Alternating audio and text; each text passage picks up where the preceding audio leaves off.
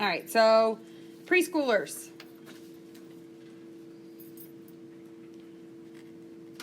The preschool age period is from 3 to 5. 4 is like my ultimate age because there's like, oh, I love 4-year-olds. They're like cute and squishy, but they poop on their own, so you don't have to wipe their butt. But they're like developing and learning. I don't know. It's super fun age for me. But the preschool age is that 3 to 5 years. 3 to 5 years age, and their biggest thing they're doing is getting ready to go to school. They can start, and we're going to talk about all this, they can start like getting prolonged periods of separation. They're using more language skills. They have increased attention and memory. So again, growth continues to slow. So during the infancy, it was like you needed to know every day it felt like they grew some, right? But when we get to preschool development, they really only gain about 5 pounds a year. That's it. So they slow down. And they really only gain about 2.5 to 3 inches a year. Or if you're my poor daughter, like half an inch. But average is every 2.5 to 3. And all their body systems are pretty much mature and stabilized right now. So the things that we talked about when we talked about fluid and electrolytes, about their, big head size and increased metabolic rate and all that we were concerned about, those all kind of stabilize now in this preschool time period.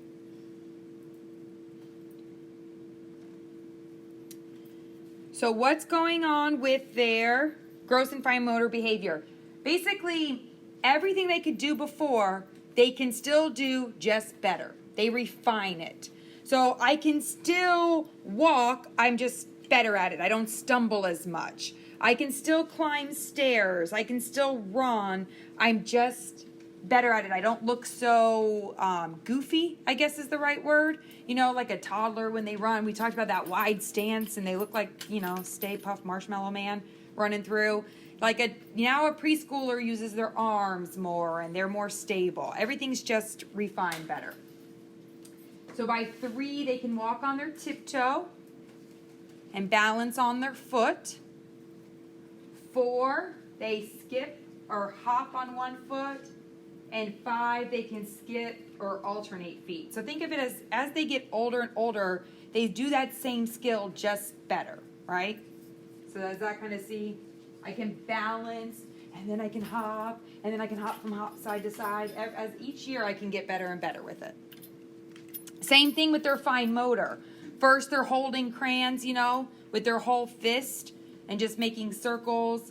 And now I can hold it in my fingers, and now I can use it like we hold a pencil. They get better and better through that, and they can draw more.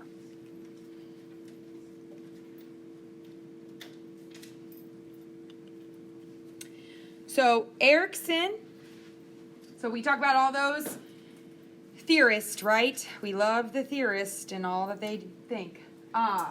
Erickson talks about developing their sense of initiative versus guilt. Initiative versus guilt. So first, as infants, they did trust versus mistrust, right? I trust the world or I don't. I trust my mommy. She gave me milk. I feel good about that. And then I went into that whole autonomy versus shame and doubt. I'm exploring the world. I got to figure things out, how they work. If I can figure it out and do it, I've learned some autonomy. If I haven't figured it out, I get a little shame and doubt. Now I'm going on to this initiative versus guilt.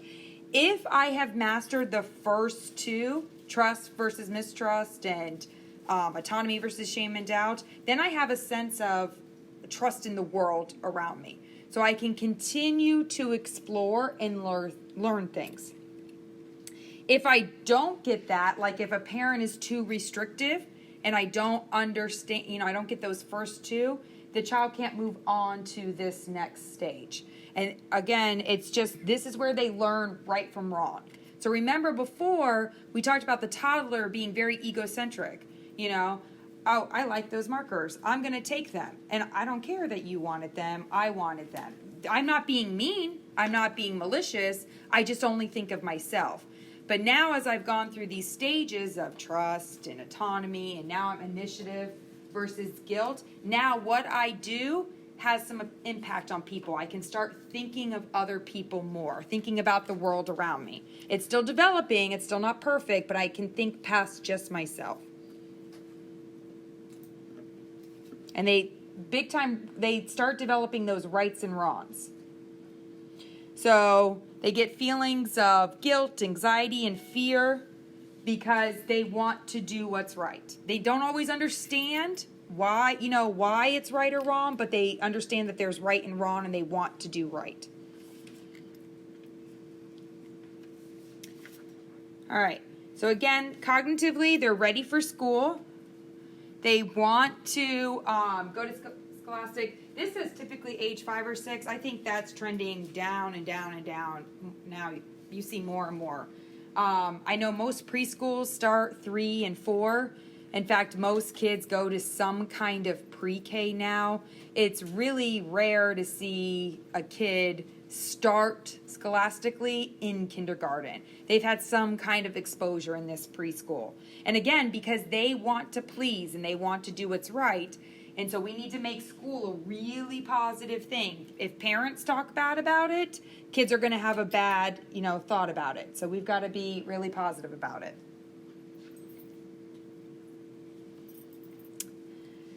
Piaget, he's a little bit bigger. He was 2 to 7 years old. So he's kind of the end of the toddler stage, that 2-year-old. The whole preschool age into a school age child, the beginning of a school age child. So he kind of overlaps a couple of these different stages. But so he's divided into a couple of stages. The preconceptual, which is 2 to 4, initiative 4 to 7. And again, he's talking about how we're shifting from this egocentric thought to more social awareness. I understand that my actions are not just about me, that they have an impact on those around me. And I can consider other people's viewpoints. I'm still somewhat egocentric. I don't understand why you won't give me that marker. Maybe I understand that you want it too, but I want it. So there's still some of that egocentricness in there, but they're starting to get other people's viewpoints. They're working towards considering others.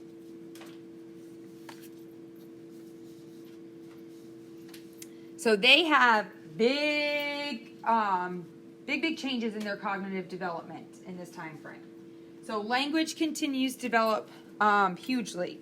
So they use words. Sometimes they use words without understanding their meaning, right? They're learning so many words. I think we're going to talk about in a couple slides. Their words increase from like 300 words to like 2,100 words. It's a huge increase in their words. That's why tantrums at this age tend to decrease.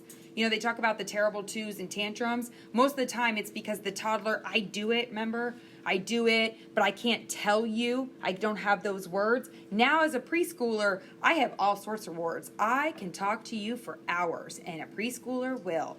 They will talk incessantly. Maybe they're related to me, I don't know. But their language develops so they don't do as much tantrums. They can talk, but sometimes they know words because they hear your parents talking about it, but they'll say things which are adorable. They'll be like, that shirt, well, that would kind of work. They'll use words like ridiculous, and they don't really know. They'll be like, the meatloaf is ridiculous, Mom. And you'll be like, do you even know what that word means? And they're like, no, but they can say it and they want to use it. So they'll just start, and sometimes when they use it in context, it's hysterical because, they'll say, Mom, that shirt's ridiculous. And you'll laugh. So, but they have a bunch of words that they're gaining and learning. The concept of causality begins to develop. So they're starting to understand that one thing causes another. Now, their concept is not always clear. So it's sometimes hard to follow their thought processes.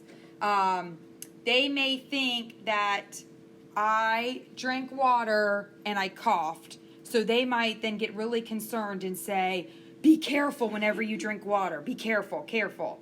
Because in their mind, water made coughing. Water would equal coughing. That doesn't make any sense. That just happened by coincidence. But to them, they're exploring that world. They're figuring it out. So they're learning cause and effect. Okay? So sometimes you have to ask them a lot of questions. Well, why don't you want me to drink the water? Well, because you coughed afterwards and almost choked. Oh, okay, now I get where you're going with it. So you don't always understand, but asking questions, because they have the words and they want to explain to you, but asking them why they think that, because they're starting to put things together. It's just not always right. Time. So the concept of time is not completely understood. So we have to explain time in relationship to an event. You can't say, if a preschooler, a 4-year-old says, when is daddy going to be home? If you tell them 6 p.m., they're just going to stare at you and be like, what does that mean? Okay? They don't understand a clock or numbers or anything like that. So you have to put it in relation, like when daddy comes home from work or after lunch. And they really, preschoolers and kids in general, everybody, I think, kind of likes their own routine, right? So you have to kind of explain to them, like, they really want you to say, all right, today at the, after breakfast, we are going here. And then before lunch or after nap time, we use it in relation to something. If you tell them a time, they're not going to understand that. Utilize magical thinking frequently. So they think that their thoughts are all powerful. And again, they know cause and effect, but they're unable to realize that they're not causing everything. So their magical thinking, they may think that, if they got mad at daddy and they said, oh, I hate daddy, he punished me, I wish daddy would go away. And then the parents get divorced, or God forbid the daddy dies, in a car accident. That child, preschooler, thinks that they caused the daddy to go away because they wished it.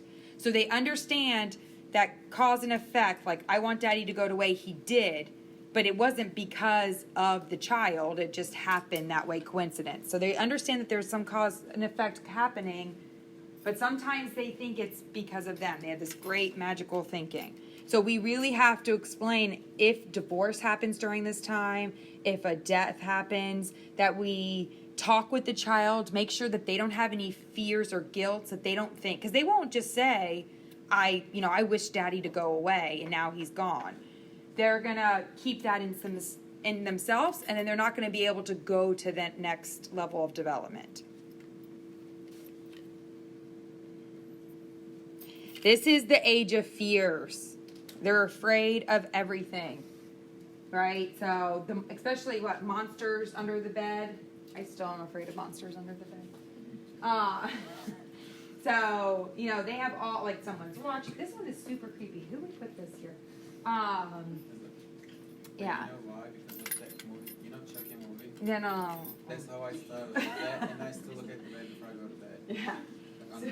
So fears are a big part of this age group. So we have to be careful about what we're exposing them to, because we can easily create fears by accident.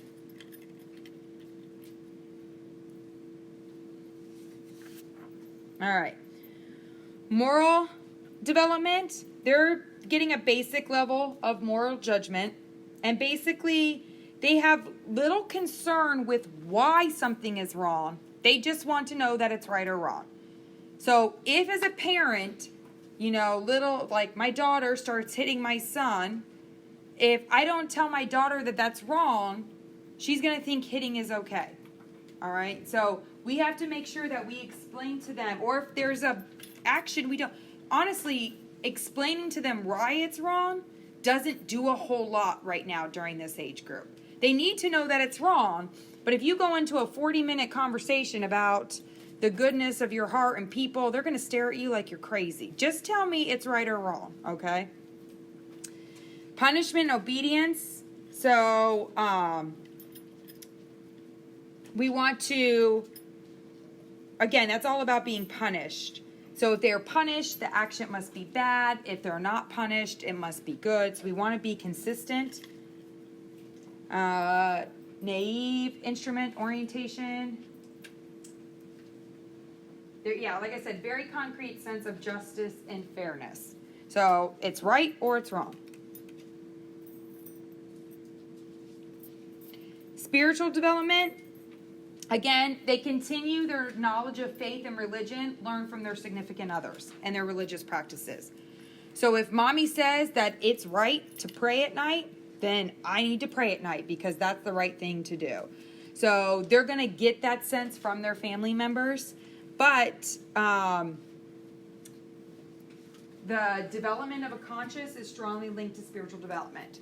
So not that I'm pushing religion on anyone, but those who tend to promote more spiritual development, not just religion, but spiritual development, tend to have kids who are more conscious of others and more considerate of others.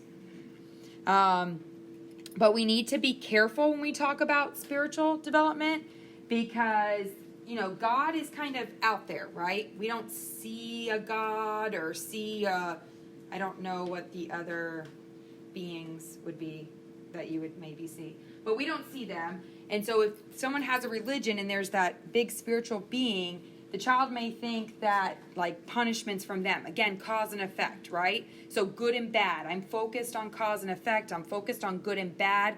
If praying is good and I don't pray, then God punished me and that's why I got sick, right? So again, we don't always understand their way of thinking, like we can't follow it. But that's where it's heading to. I understand right and wrong. I understand cause and effect. And because I have this God being out there, then I might interpret any kind of illness as being punished. So again, if something happens to a family member or a family member gets sick or the child gets sick, they need to understand it's not their fault, that it happened.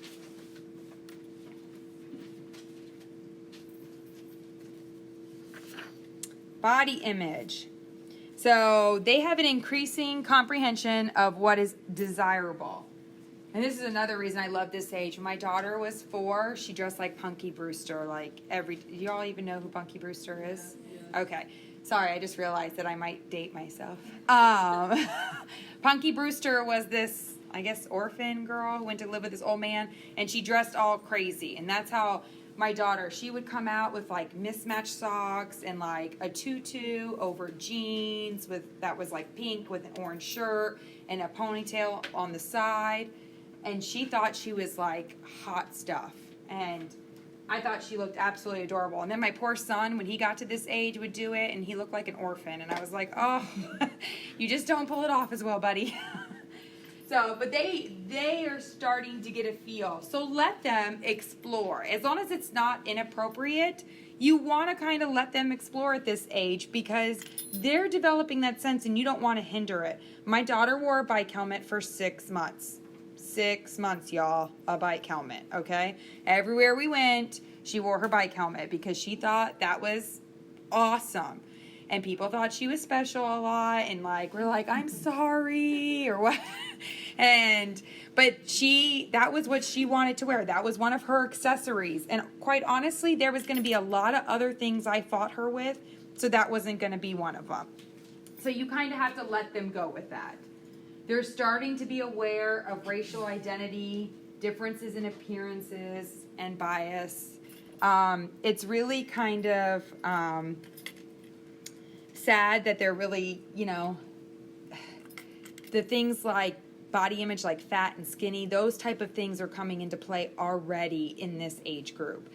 And so we really don't want, when we focus on appearances and things, we don't want to put labels on kids like that. Because we don't want to call them pretty or ugly. And when we refer to other people, we don't want to use those terms because they're really listening and picking up a sense of that at this age. Poorly defined body boundaries. So they have a big fear that if their skin is broken, all the blood in the insides can leak out. So if you take them to the doctor and you tell them that we're going to take some blood, they think they're going to take all the blood. Or if they think they're going to have surgery, they think that if they get cut, everything's going to spill out of them. They don't understand how the body works, and they don't have good boundaries. So we have to be really good when we explain.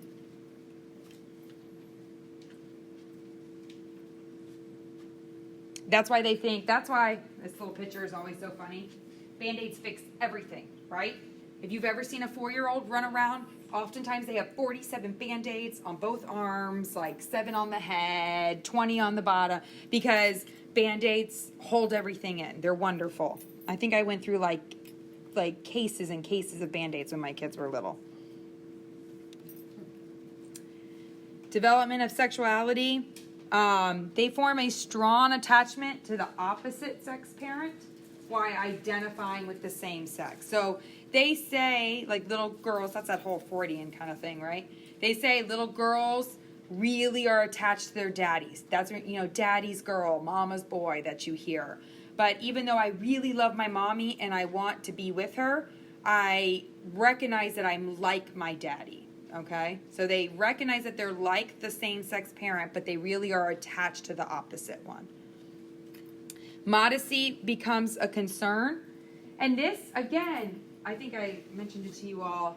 This was my son would be like, privacy, please, when he would go to the bathroom and then streak across the house naked. Okay? So even though they might not always practice modesty, we always give it to them because they're starting to get aware. They're aware of their body. They're aware of their body image. They understand differences between boys and girls. So they're getting all of that. We want to let them know that why it's nothing to be shameful about, that it is something private and something that needs to be protected, okay? So we do want, whenever we're doing an exam on a child, once we hit this age group and up, we want, privacy. Keep private areas covered when you can, close curtains, close doors. Don't just assume because they're little that it doesn't matter, because it does matter to them. They start dressing like mommy or daddy, and that leads to, that's because they identify with mom and dad. So they're going to dress however they are. They're going to continue sexual exploration. So they're going to continue to probably masturbate or explore. And again, we cannot make this shameful or upsetting because we don't want them to think that they're doing anything bad. Again, they're all about the good and bad, right? So if you tell them that exploring their body is bad, they're always going to link sex and this type of things with bad. And that's not what we want our focus to be on. Questions arise about sexual reproduction. They're going to say, how is a baby made? And this is where parents turn white, or like if you're the aunt or uncle, you're like, oh my God, like my sister's going to kill me. And you start going into these 12-hour explanations. Well, there's an egg and then it comes and it will jump out and then it go, you'll hear all sorts of crazy stories and people like get into detail. And then the child's like, oh, I just meant, does it come from your belly or from your arm? That's all they want to know. You start super simple, okay? You only get further in if they have further in questions. So if they ask you where do babies come from, you say mommy's belly. And they'll go, oh, okay, move on. They don't really necessarily want more details. They just most of the time want surface details, and that's good enough. If you get too far into it, you're going to go over their head and get them confused. Plus, you're going to be uncomfortable with it. So most of the time, sticking with simple is perfect. Am I missing anything else? Oh, and that's imitation, not limitation. Sorry. I don't know why it says limitation.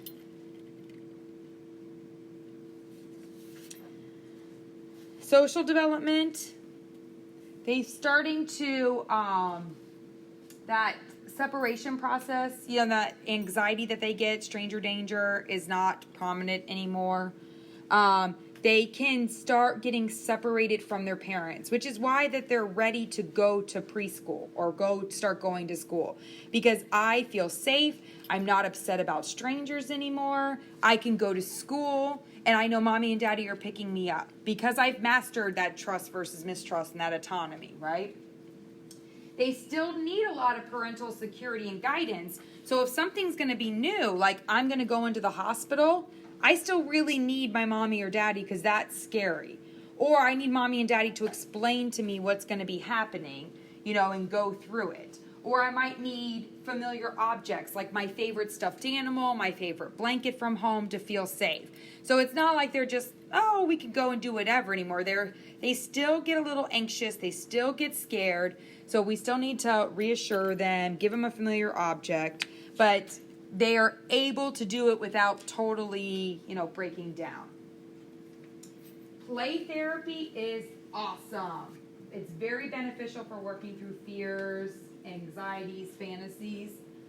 So anytime that they're, especially because we're talking about it in relation to healthcare, anytime that they're in the hospital, anytime that we can use a doll or a toy to help explain, I'm just spitting, procedures or anything else, it's super important. So if they're going to get blood drawn, then we take the teddy bear and we show them on the teddy bear because, again, cause and effect, right? So I can see that you put the thing in the teddy bear. I see the tape on the teddy bear.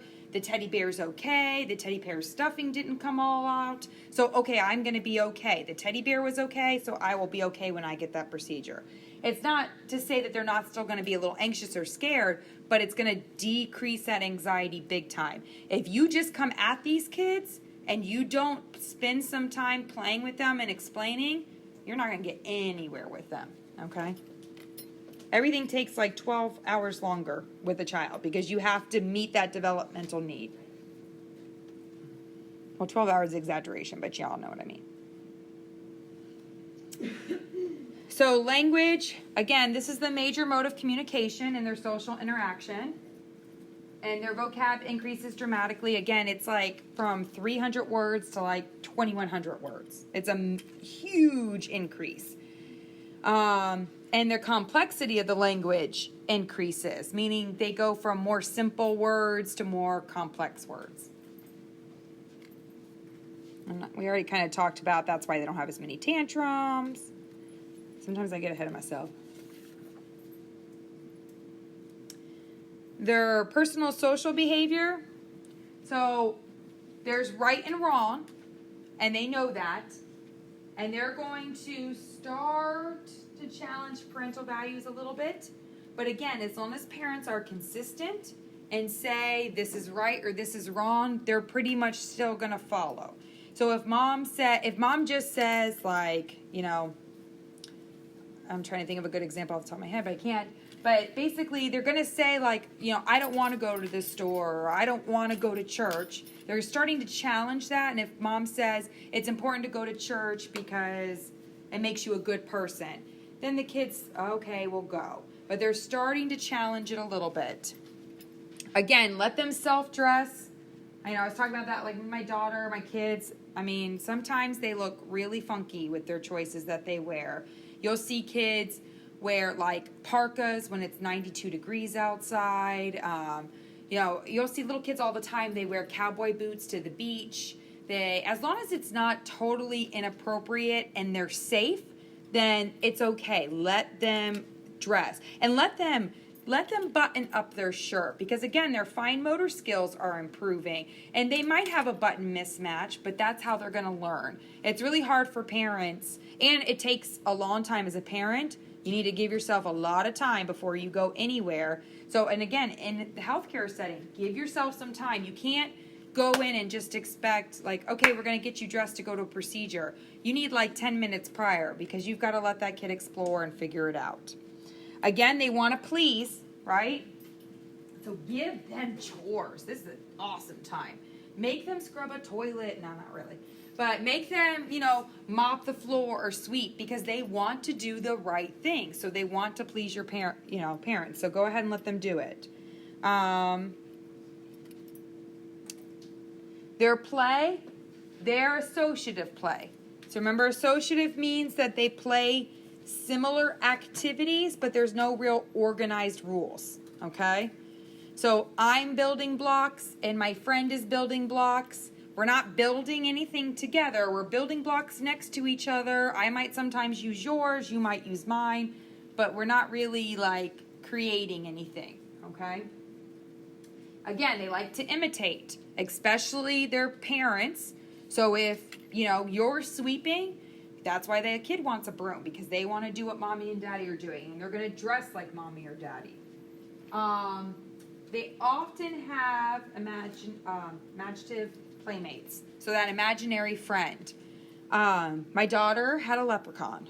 Oh, you know what? That was kind of freaky. Most of the time when they have an imaginary friend, and again, it's normally around 3 years old that they have this imaginary friend. It's because the imaginary friend can do things that they can't. So they kind of like push off onto their imaginary friend. But the important thing is if they do something bad, because they know right and wrong, right? So if I smack my brother, they'll say, the leprechaun did it, you know? So it's okay for you to recognize the imaginary friend. It's not like you have to pretend like they don't exist, but you can't let the imaginary friend take fault for bad behavior, all right? So if they need that, because the imaginary friend can accomplish what the child is still attempting, or they can experience what the child wants to remember or forget, but they can't take the place of the bad behavior. So my daughter would be like all the time, she would go to the window, and the house we lived at the time was a cul-de-sac, and she would like stare out and be like, Mom, the leprechaun's here. And I'd be like, oh, that's fucking freaky, right? Because leprechaun was watching us. But, and I'd be like, oh, I was like, does the leprechaun need anything? No. And I was like, okay, well, let's go back inside, or let's go somewhere else away from the window. For a while, I really thought we were being watched by a leprechaun. It was very dramatic for me. Dramatic play. Again, they're just, they're doing all this imitation, they're dramatizing everything. It's how they're exploring, how they're figuring out who they are by the people around them.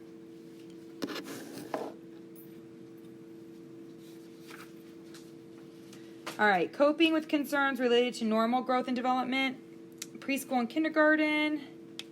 They have developmental screenings tools to assess the readiness for school. Importance of infection control in a school setting, and introduction of child to school. Anyone who knows if you send your child to school, they're going to be sick 800 times because they're snotty messes, they touch everything around them. So if they haven't been in some kind of daycare or school environment before and they get introduced to one, they're going to get sick a lot. So we need to remind parents that that's okay, that this is kind of par for the course. But we need to be careful because the kids we see are often immunocompromised. So at the same token, we need to make sure that we educate families and say, okay, be careful because we need to make sure that your child's protected. We expect them to get lots of infections in a school setting, but we also want to protect them if they're immunocompromised. And again, we just need to be really positive about school. If we say, oh my God, you have school today, I don't want to get up and take you, or oh, you have homework, then they're not going to be excited at all. They're going to, because again, they're imitating you, right? And they're getting a sense of what's right and wrong from you. So if you are super negative, then they are going to be too. So you have to be like, oh my God, school's today. That's why I'm so excited for you all. And then you all stare at me. Right? Okay. No, it's not working for the 3 or 5 year old. Not working on you? Is that what? Okay. All right, I tried. All right. Sex education. Again, find out from the child what they know and think. Because if you dive too deep, then and most times people do dive too deep because they want basics.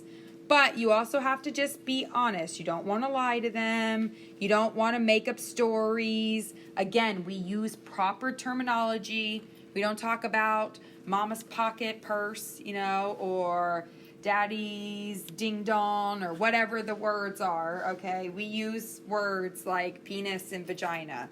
And just be very front. And it's got to be like you're talking about the sun or how your day is.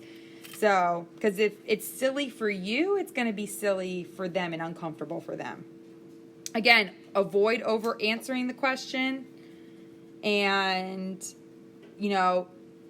sexual exploration, curiosity, that's normal. And now they may want to see like what's going on. Like if it's a girl they may want to explore their brother. Now, we do have to set boundaries, right? It's one thing to explore yourself, but there is boundaries, and they shouldn't be exploring their brother necessarily. I can remember, my kids are going to kill me when they're older for telling this story, that I let them take a shower together, okay?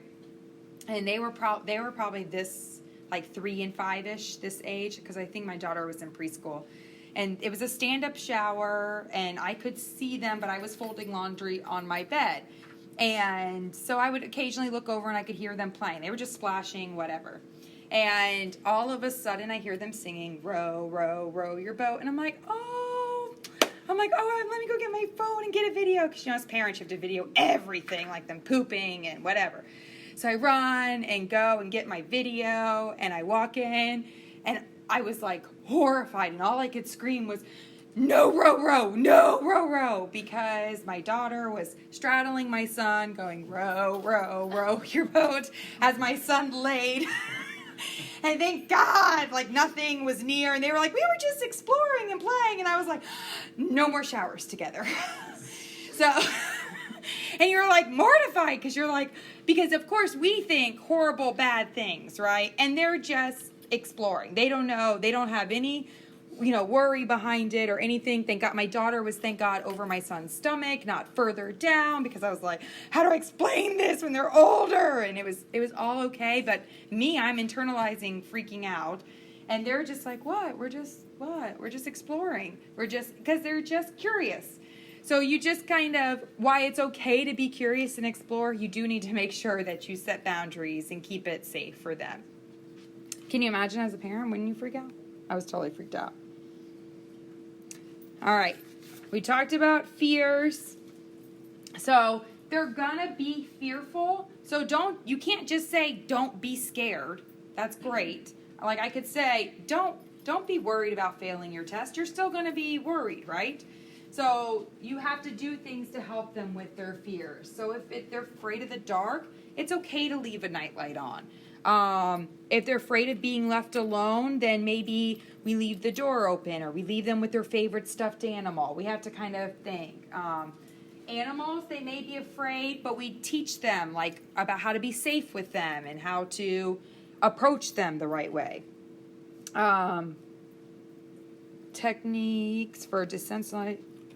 We're not going to talk about that. But basically, the big thing, don't encourage fears by letting them read books or watch shows or do video games that are going to make these worse, okay? So a lot of times, they may see on TV something like a toilet bowl talking on a commercial, right? So now I'm afraid to sit on the toilet because the toilet bowl is going to talk to me or eat me. So, and sometimes we think it's silly, but it's all that cause and effect, right? So we just have to be really careful that when they're watching TV, which I don't recommend a whole lot, they're very age appropriate, that we don't encourage anything. Because, I mean, there's Casper the Friendly Ghost, right? It's a fun, cute little show, but they may be totally fearful. So we need to just make sure that that's what they're watching is appropriate and what they're reading is appropriate. Stress. So minimal amounts of stress can be beneficial for everybody, and that's okay. We just want to make sure that we eliminate big amounts of stress. And again, that's from routine. They like the same things over and over again. We like to prepare them about what's to come. Parents need to be aware of signs of stress in a child's life. Every child's going to show something different. Some get quiet, some, express it really loud, some cry, some complain of stomach pain, some have mysterious illnesses when they get stressed. So parents need to kind of watch for triggers in their child and help minimize. Again, they still get a little bit of separation anxiety, so we need to make them comfortable, like in a hospital setting if we're going to separate them. They need lots of rest. And prepare the child for upcoming changes to maximize coping strategies. So if we say that, you're going to going to go to school. Okay, so this is how it's going to be. Mommy will drop you off at school at, right after breakfast, and then you will stay until lunch, and I will pick you up at lunch, and then we will go to the park together.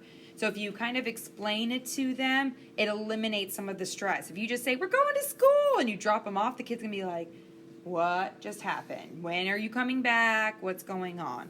They can handle it if prepared the right way. Some speech problems are okay. Again, this is when they're developing most of their language, and so they're talking. So a lot of times they get speech problems that develop between 2 to 4. So stuttering, it affects boys more than it does girls. And stammering, and stuttering is like I told my friend that I liked him, where stammering is more like I told. You kind of see the difference. Like stuttering is more like they repeat the same sound, and stammering is kind of like hard time getting it out. Sometimes that's just because either they're too excited. These can be normal. So stuttering and stammering can be normal because they're learning a lot, they're excited. Sometimes when they're anxious, they can't get it out the way they want to, but they should kind of go away as they develop. There's this Denver screening exam is one of the tools used to see if this is truly a speech problem or just normal development.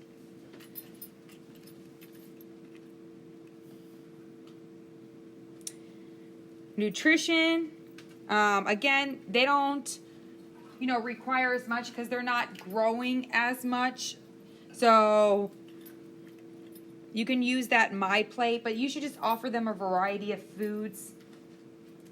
I just got my son to eat green beans after 7 years. Woo! So excited. Sleep and activity. 12 hours a night. They don't really nap as much anymore. Pretty much by the time they get to 5 or 6, they've outgrown those naps.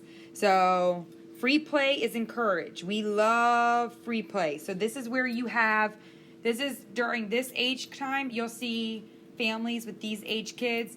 They have kitchens and they have like all sorts of like those type of toys out where kids are just allowed to play. They have dress up stuff. They have like kitchenettes. They have workbenches where kids can just kind of play with no structure. No one's telling them. It's not like a board game where I sit down and there's rules that I follow. This is just me figuring out the world, imitating the people I see around me, and exploring. And again, emphasis on fun and safety. And a lot of, even outside play, like here's a bicycle, just go right around the circle. Make sure you're wearing your helmet and your, little knee pads if you want them, but at least a helmet. But just go play. There's no rules to it. Or here's some blocks. Just go build something. Dental health. All their teeth should pretty much be in by now. And they should be seeing the dentist every 6 months. For fluoride, you find out what they're drinking. If they're drinking city water, tap water, they don't need fluoride supplements. Fluoride is in our, city water, everyone's city water. If they're well water drinkers or bottled water drinkers, they need fluoride supplements just to make sure that they keep their teeth nice and strong.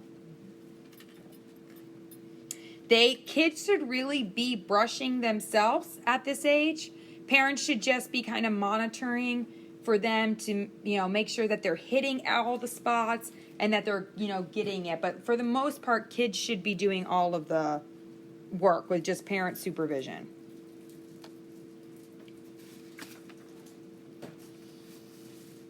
Safety education.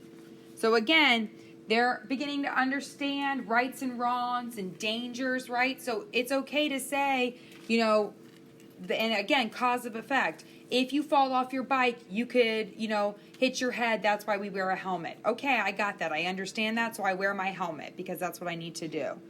Car seats, they're really, really important. After the age of 1, motor vehicle accidents are like the number 1 cause of any kind of illness, death for children, injury-wise. I'm sorry, not illness, injury. Drowning, again, this is when we make sure, keeping guards around pools or making sure that they have swim lessons. Burns, it's not as bad as toddlers because they understand more cause and effect. So they're not going to be pulling on things as much, but we still need to make sure that they don't touch anything that's hot. Poisonings, they're exploring. So poisonings are still a possibility at this age. So anything that could be a chemical, make sure you don't put like, cleaner in a Coke bottle, or because if they see mommy drinking a Coke bottle out of the refrigerator, they don't understand the difference between the Coke bottle that's underneath the cabinet.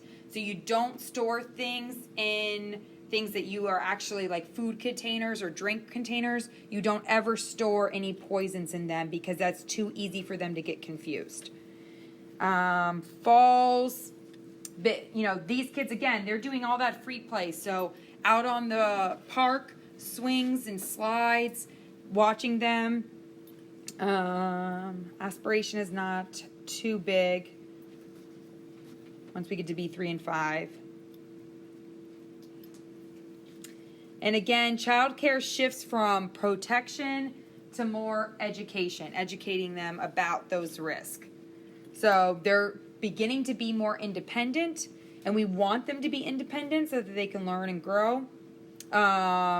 We want to be careful about not punishing them for doing something because, again, if they know right and wrong, if I punish them, like if they're exploring on the slide or the swing and they jump from the swing and you yell at them and say, you can't jump from the swing, they're not going to want to do the swing anymore. They're going to be, because that's a bad thing.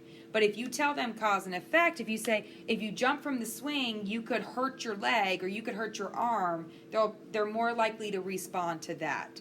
And we still want them to explore their world, but in a safe environment. But we don't want to cause them to not want to explore because they think they're doing something bad. Again, they're starting to question, and they're slowly beginning to prefer their peers more than their parents. That's towards the end. Once we get to more school age, they're starting to shift. So we're trying to tell families, okay, once we hit that school age, we're shifting into this kind of gear. And that's pretty much it. Does anyone have any questions about preschoolers? The best age group ever.